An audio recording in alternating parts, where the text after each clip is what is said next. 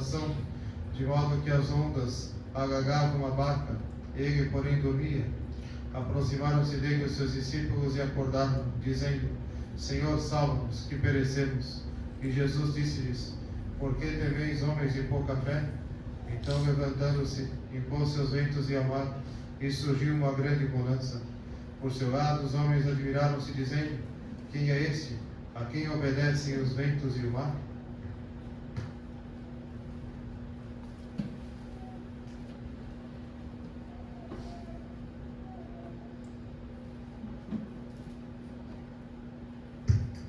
Caros irmãos, essa missa está sendo celebrada em ação de graças pelo aniversário natalício de Vitor Beraldo Vitoriano.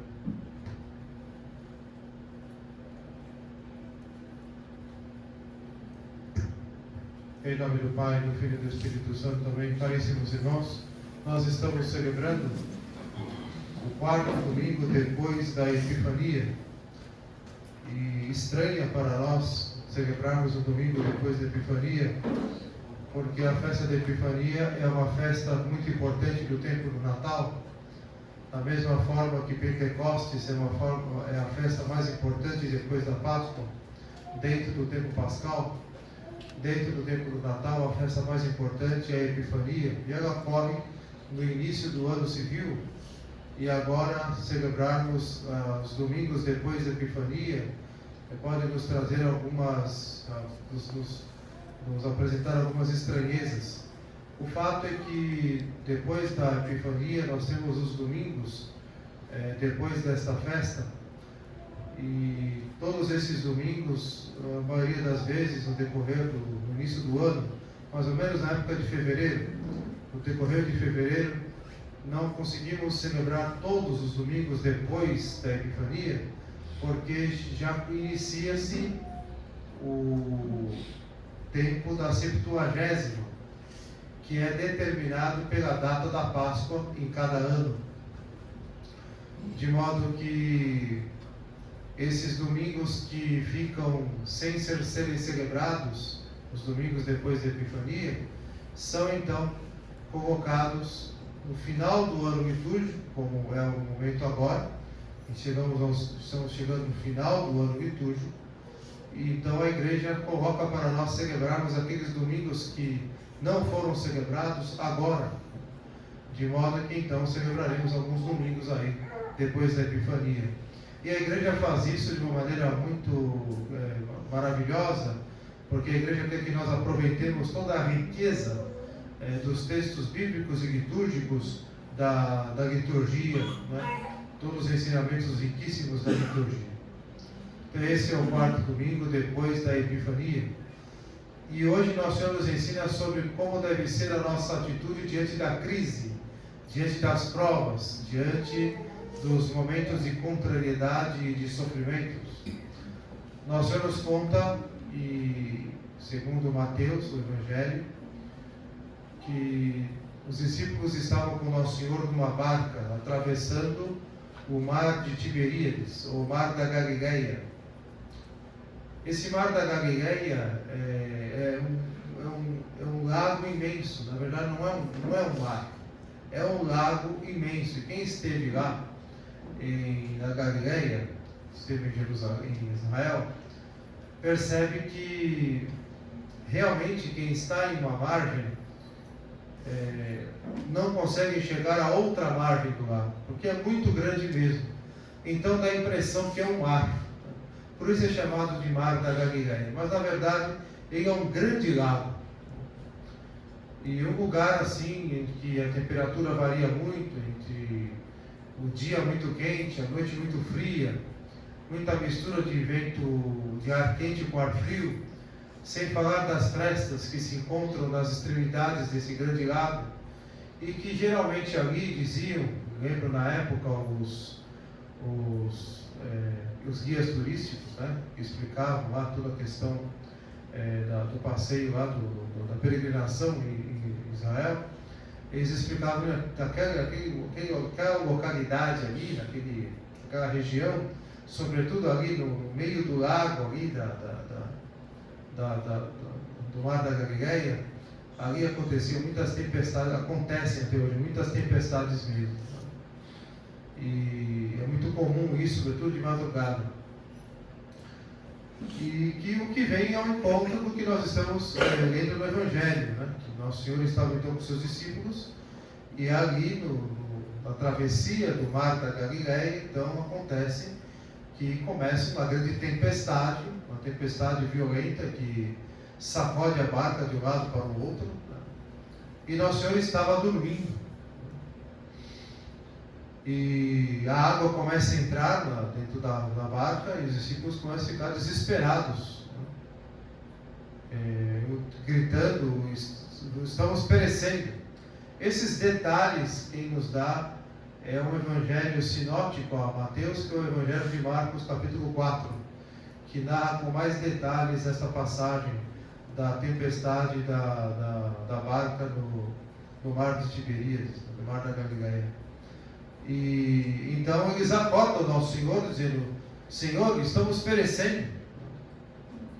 E Nosso Senhor então lhes chama a atenção, lhes dizendo: por que estáis desesperados, homens de pouca fé? Então Nosso Senhor se levanta e impera sobre o vento e sobre o mar e volta à bonança. O mar e os ventos se tranquilizam e tudo volta à bonança. Então todos diante disso comentavam, nos diz a finalização desse trecho do Evangelho: quem é esse que até ao mar e ao vento lhe obedece? Portanto, caríssimos irmãos, aqui a barca significa a barca da igreja. A barca aqui, nesta passagem, ela significa a igreja, ou a igreja visível, a igreja militante que está no mundo. E o mar significa a realidade instável deste mundo. Este mundo, ele é repleto de instabilidades, né? Como o mar, né? O mar não é diferente da terra firme, ele é instável. Ele é cheio de ondas pequenas, ondas grandes, ondas enormes, muitas vezes, né? E no próprio mundo pagão, no mundo antigo, as mitologias, né, gregas, romanas e outras também, de outras nações, quando percebiam que o mar estava agitado e havia um maremoto, qualquer tipo de fenômeno natural, né, em que o mar se agitava, um tsunami, todos esses fenômenos naturais, né, então essas mitologias contavam que então o mar estava agitado e furioso porque os deuses estavam furiosos. Isso faz parte da mitologia pagã. É a igreja que navega sobre todas essas coisas. E navega para nos levar ao porto seguro da glória eterna. Mas nessa travessia ela passa por muitas instabilidades, por muitas crises. Esse evangelho foi nos transmitido por causa disso, justamente. Para nos advertir de que a barca de Pedro, ela não caminha tranquila, né? A barca de Pedro e da igreja não caminha tranquila sobre o mar instável deste mundo. Então, existem muitas tempestades, muitas crises. E que nessas crises parece que o Senhor está dormindo, parece que se esqueceu de nós. Parece que a barca está perecendo, como a crise que estamos vivendo hoje. Nos dá a impressão que Nosso Senhor simplesmente nos abandonou. Pode nos dar uma impressão sensível de que Nosso Senhor realmente está dormindo, ou seja, indiferente para conosco. Esqueceu de nós. Estamos perecendo. E esta é a impressão, esta é a aparência. A nossa sensibilidade nos trai. Parece que Nosso Senhor, no seu silêncio, está simplesmente nos ignorando. E isso leva, então, muitos ao desespero. E a crise que estamos vivendo atualmente na vida da igreja é uma crise sem precedentes. Claro que a igreja passou por muitas crises em toda a sua história, sempre passará por crises, por tempestades, mas a crise que estamos vivendo é sem precedentes, porque todas as crises da igreja, elas são causadas de fora para dentro. A crise atual, ela vem de dentro mesmo, por processos revolucionários históricos, de infiltração e ocupação de espaço. A barca da igreja, a igreja visível, é agitada no meio de ondas terríveis que invadem a barca e a barca está perecendo, na verdade, na igreja visível. A barca está perecendo. De modo que essa crise parece uma doença autoimune. A doença autoimune é quando o organismo destrói o próprio organismo. Porque estamos vivendo nessa crise, na verdade, uma crise de autoridade. Aqueles que eram para nos ensinar a fé, nos confirmar na fé, eles ensinam contra a fé. A hierarquia, o clero, ensina contra a fé. Ao invés de ensinar a remissão dos pecados, ensina o pecado. Assim acontece na estrutura da igreja conciliar. A grande crise. Os verdadeiros sacramentos são proibidos, como a missa tridentina é proibida na estrutura da igreja conciliar. Aliás, é proibido ser católico. Qualquer paróquia aí conciliar, nós ligados a Roma, percebemos, a partir da própria Roma, percebemos que ali não há lugar para um católico verdadeiro, para um católico que quer a tradição católica e apostólica. A começar que nessas igrejas já não se tem mais silêncio para rezar, já não se tem ambiente de oração, já não se tem sacralidade, não se tem modéstia, respeito, e já não se tem caridade também. Quem conviveu nesse meio como eu, e que fiz seminário e convivi com o clero durante muitos anos, posso dizer isso com conhecimento de causa, que realmente ali fazemos um esforço tremendo para manter-se católico, é proibido de ser católico. Portanto, e percebemos que não temos a autoridade que vem e impõe o que a igreja ensina, né? Que coloca a verdade, aquela palavra clara, definitiva, imutável. Não, pelo contrário, é sempre uma palavra dúbia, sempre uma palavra contra a fé, contra a moral católica, sempre uma palavra revolucionária, uma palavra tíbia, sempre uma palavra que não tem um alcance católico. A grande crise de autoridade e a crise de jurisdição por causa disso. Uma crise de jurisdição. Porque o que é a igreja visível? A igreja visível não são os prédios, a catedral, a basílica, a paróquia, a igreja, a casa paroquial, a diocese, a cúria do bispo. A igreja visível não é isso. Isso são prédios de pedra, como esse prédio aqui, um lugar alternativo em que nós celebramos a missa. Por quê? Porque lá na paróquia lá, nós não podemos ter missa tridentina. É proibido o catolicismo. É proibido. É proibido o padre de batismo. É proibido o padre usar uma casula. Não é proibido oficialmente, mas na prática do dia a dia há uma proibição, uma perseguição com quem quer ser católico e porta os sinais católicos. É proibido uma mulher usar um véu, o homem usar um terno e uma gravata, a mulher se vestir com modéstia, rezar o terço durante a missa, nem pensar. Então, temos um lugar aqui alternativo, uma estrutura mínima, para então assistirmos à Santa Missa, nos confessarmos, nos santificarmos e nos salvarmos. Porém, na igreja conciliar tudo isso é proibido. Então não pensemos que a igreja se resume a igreja visível, se resume à estrutura física de pedra. Não. A igreja pode estar em outros lugares também, como esse lugar aqui. Em que se celebra a Santa Missa com silêncio, com um clima de oração, com sacralidade. De modo que a igreja visível, na verdade, é a jurisdição. Essa é a igreja visível. É a jurisdição da igreja visível.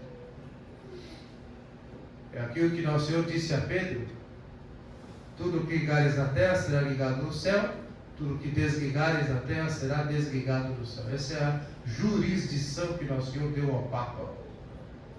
E nós estamos vivendo realmente uma crise dessa jurisdição.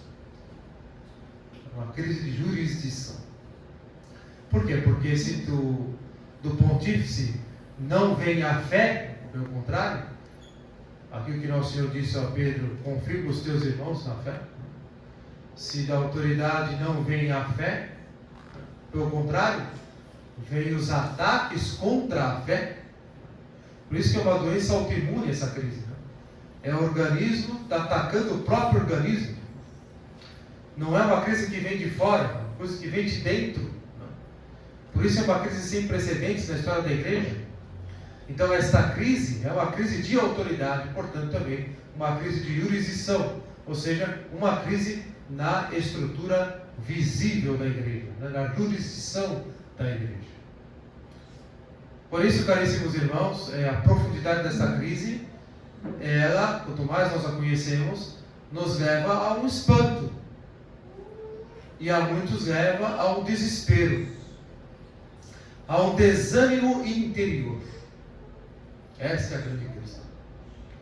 A um desânimo interior, porque devido à perplexidade, causa uma fragilidade interior. De modo que muitos, de diversas maneiras, às vezes não o desespero tal qual nós concebemos, mas certas formas de desespero, abandonam a fé. Por isso, não podemos nos enganar com aqueles que estão na internet falando da crise e colocam posições assim categóricas e com toda a convicção, colocam e querem convencer-nos de que a posição de cada qual está correta e que só eles são católicos, os outros não, só nós somos católicos, temos a verdade. Vocês, se não vierem para o nosso grupo, vocês vão para o inferno, vocês têm que se converter para nós, aquela convicção, né? Mas aquela convicção é ali nos vídeos da internet, né? Muitas vezes alguém se abandonou à luta contra o pecado. Muitas vezes alguém se abandonou à busca de uma vida virtuosa.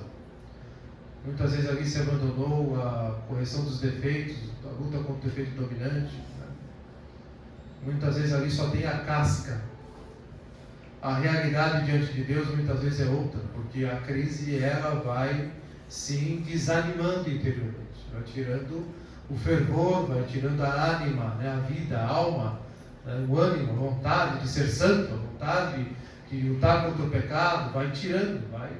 Porque por causa das contradições da crise, da perplexidade da crise, a barca está afundando e estamos vendo a coisa acontecer, não acontece nada, a coisa só piora e a barca está afundando, eu tenho medo de perecer junto. E nessa muitos abandonam a barca, como por exemplo naquele incêndio na década de 70 que ocorreu em São Paulo, do edifício Joelma, e temos vídeos na internet, que são vídeos até aterrorizantes de assistir, em que as pessoas ali com o prédio alto, altíssimo, aquele prédio em chamas, elas desesperadas se jogavam, se lançavam no ar e morriam, né, no chão, né? E é um desespero, a coisa está caindo, está acabando e eu vou junto, né? Então o desespero leva a pessoa a saltar fora. Portanto, caríssimos irmãos, este é mais ou menos o sentido da crise que nós estamos vivendo hoje, e este evangelho foi transmitido para quê? Para determinar a nossa postura, atitude interior diante das crises, ou diante da crise pela qual nós estamos vivendo, diante da qual estamos vivendo. Essa crise também está no mundo, claro, é uma crise que está no mundo. É uma crise que faz parte da instabilidade, da revolução dos homens, das consequências maléficas do pecado original, que é a revolução, que é uma revolta contra Deus, contra o Criador, contra as coisas santas. E ela está em escala mundial. Tanto que os mesmos autores da crise dentro da igreja são aqueles que estão fora da igreja. Os mesmos autores, eles são todos amigos.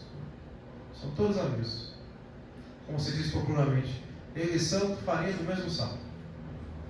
Eles até se admiram, se ajudam, se elogiam. São os mesmos.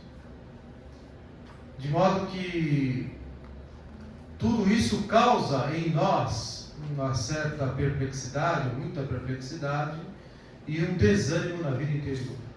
Por quê? Porque as coisas não funcionam.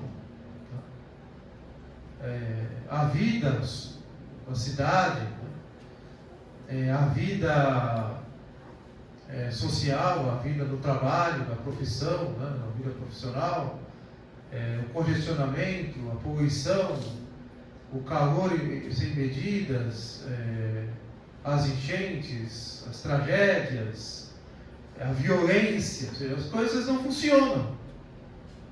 Que essa não é a vida normal. É uma vida dentro de uma convulsão. Ou seja, é a revolução que está causando em efeito e causa e efeito, causando diversas convulsões em que as coisas então não funcionam na prática. As pessoas não cumprem bem seus deveres, as pessoas não são responsáveis, as coisas são tudo muito mal feitas, os serviços prestados, muitas vezes, do qual nós precisamos, diversos contratempos que encontramos no dia a dia, diversos imprevistos, toda hora, todo dia quase é um imprevisto.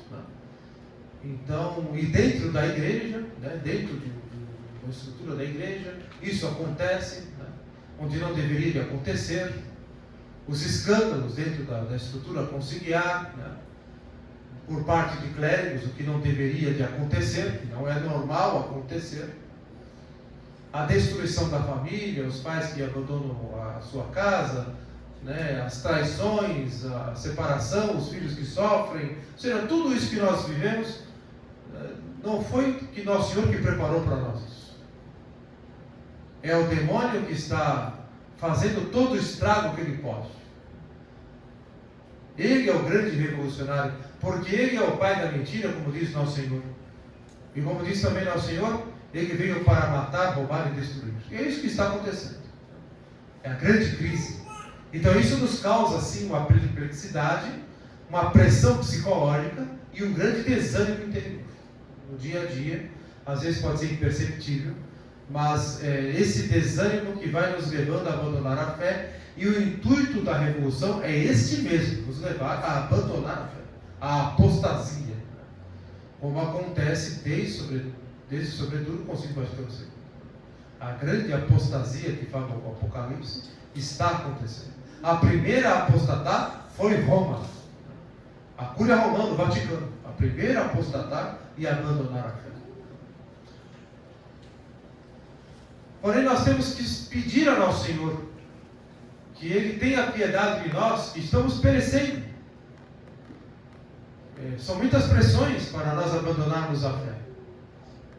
Então temos que ter a humildade de pedir a Nosso Senhor que nos escute, que tenha piedade de nós e que intervenha nessa crise. Só que Ele intervém no dia que Ele quiser, como Ele bem entender. De modo que essa intervenção, com certeza, não acontecerá de uma maneira definitiva na nossa geração. A história da igreja é uma história para séculos.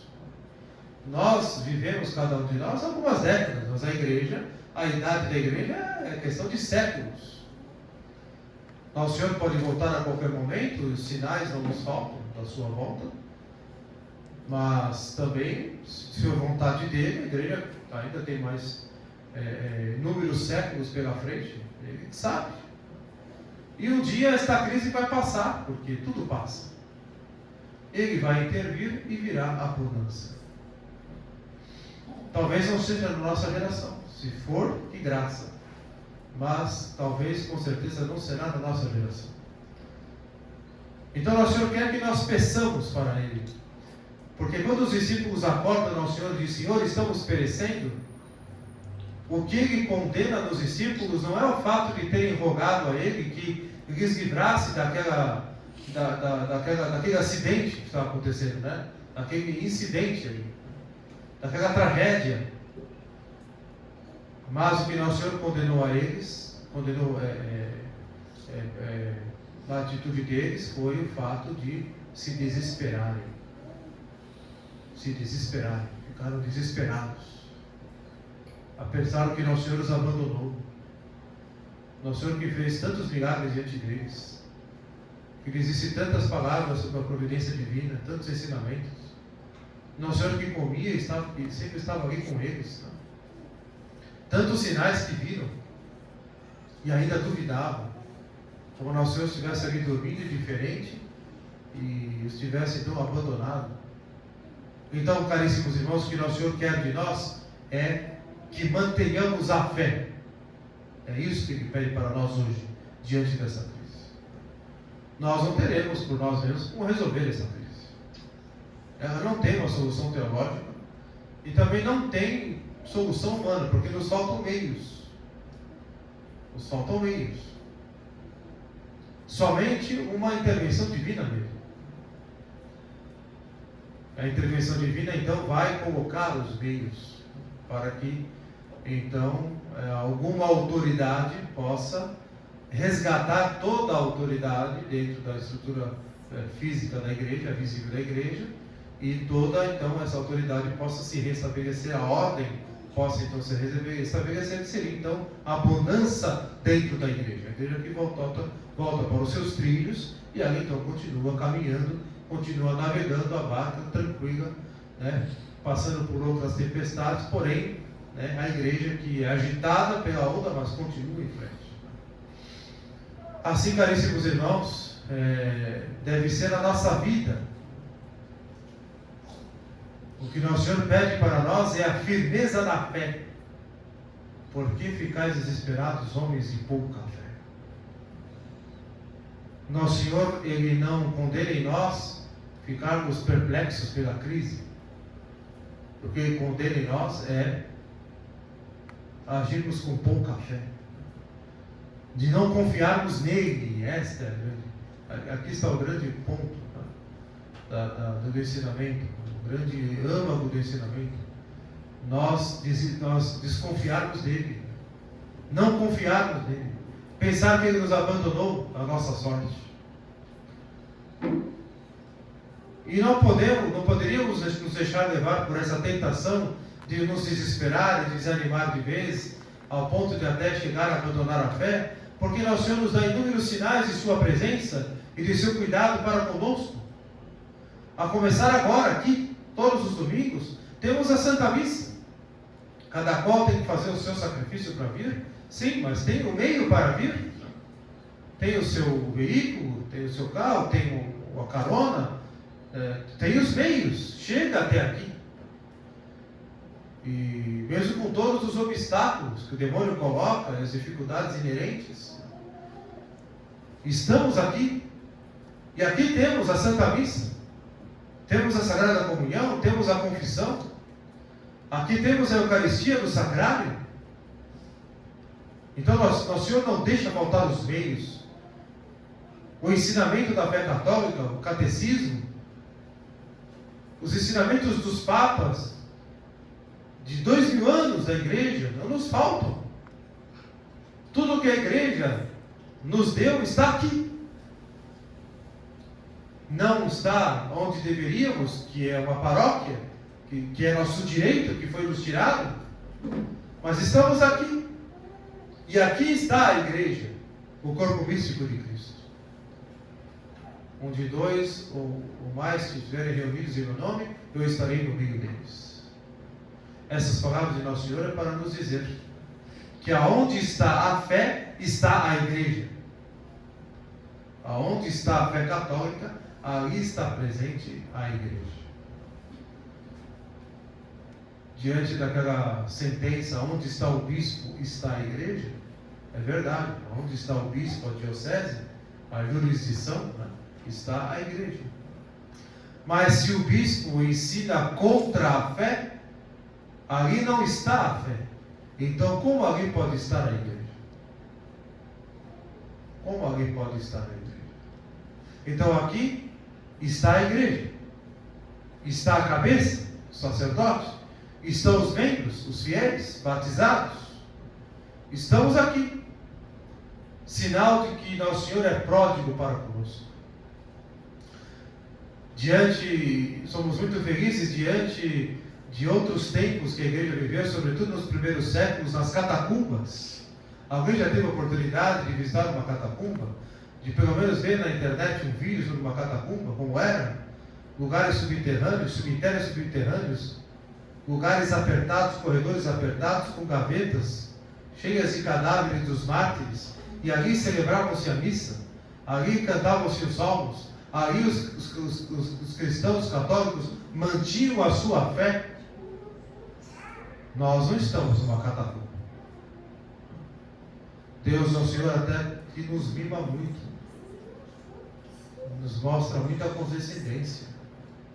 Estamos aqui nessa estrutura, nesse lugar, né, que é simples, mas aqui necessário, até um certo conforto, vamos dizer que temos, não todo o conforto que poderíamos ter, mas até um certo conforto temos aqui, num lugar especial que Nosso Senhor reservou para nós, mas aqui assistimos a Santa Missa aos domingos e dias santos, para aqui comungarmos, confessarmos, ouvirmos o ensinamento da doutrina, mantermos a nossa fé, nos santificarmos no nosso dia a dia.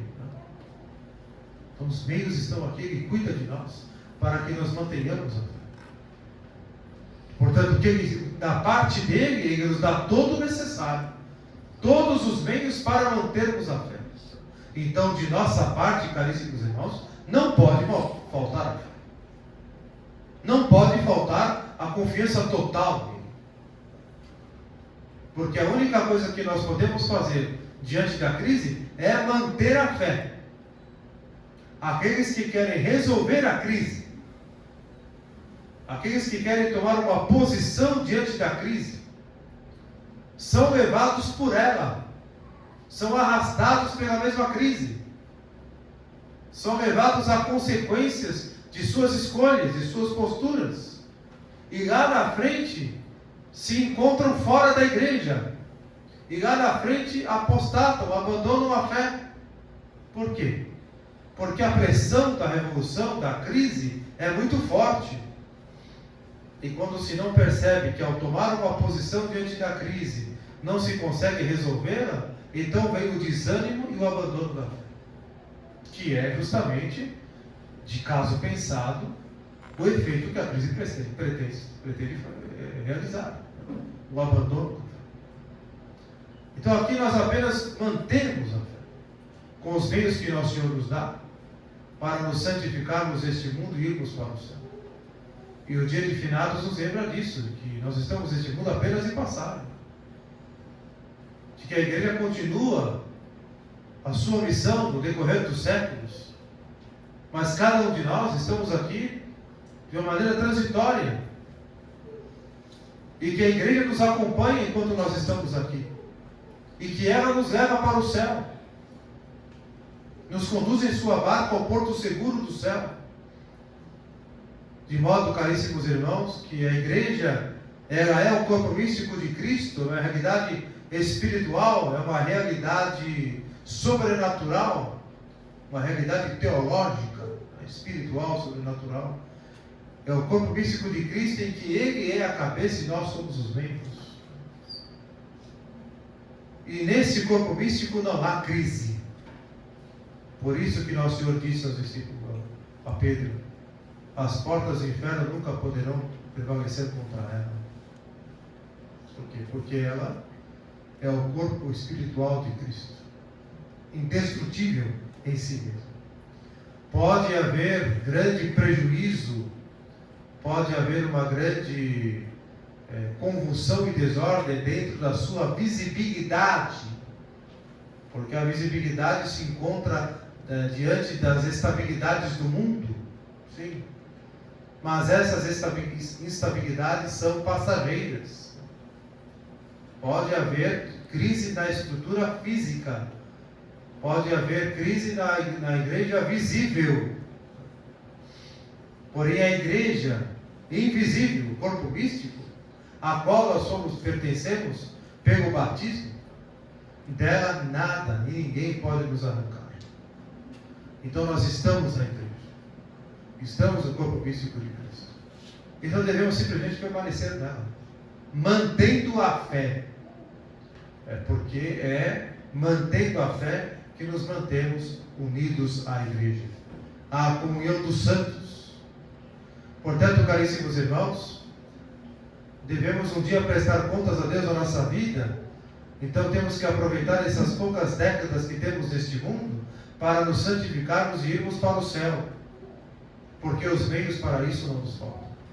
E a festa de Todos os Santos, que celebramos no dia 1º de novembro, nos lembra isso, que o mais importante é o quê? A nossa determinação em sermos santos. E que os nossos grandes baluartes, nossos grandes guias, nossos grandes luzeiros, faróis, diante da confusão e diante da escuridão desta crise pela qual estamos passando, não são os youtubers na internet, não são os grandes vídeos e podcasts, os que se apresentam como os grandes sábios e doutores sobre o assunto da igreja. Não, os grandes luminares, os grandes luzeiros, os grandes guias são santos, os santos da história da igreja, os mártires, sacerdotes e bispos santos, religiosos e religiosas, que não nos faltam como exemplo, que combateram. Quantos mártires morreram por causa de Cristo? Portanto, não nos faltam exemplos, incentivo, não nos faltam modelos. Eles sim que nos guiam diante da crise para o céu. Por quê? Porque eles nos estimulam a sermos santos. E diante dessa crise, caríssimos irmãos, o que nós precisamos não é de muitos sábios e doutores e conhecedores e esclarecedores. Não precisamos deles. Precisamos de santos, de sacerdotes santos, aqueles que abandonam o erro, que aderem totalmente à fé e não negociam a fé. Precisamos de bispos santos, que não negociem a fé, mas que morram pela fé católica. Precisamos de pais e famílias e donas de casa santos. Precisamos, na verdade, de santos. Não precisamos de doutores e sábios. Não precisamos dos intelectuais. Eles prestam grande serviço, claro, de esclarecimento dos conceitos, dos princípios, de esclarecimento da história. Não estamos desprezando o papel deles, claro, não. Sim, eles colaboram muito, muito. Porém, o que nos traz algo de definitivo, algo que informa a nossa vida, que nos dá ânimo interior, que nos abre para a graça, são os santos. Portanto, caríssimos irmãos, devemos marcar estas épocas com a santidade. E nos momentos de crise, no decorrer da história da igreja, foi os momentos que a igreja produziu mais santos. Foram os momentos em que se multiplicaram-se os mártires. O sangue dos mártires é semente de cristãos. O sangue dos mártires é semente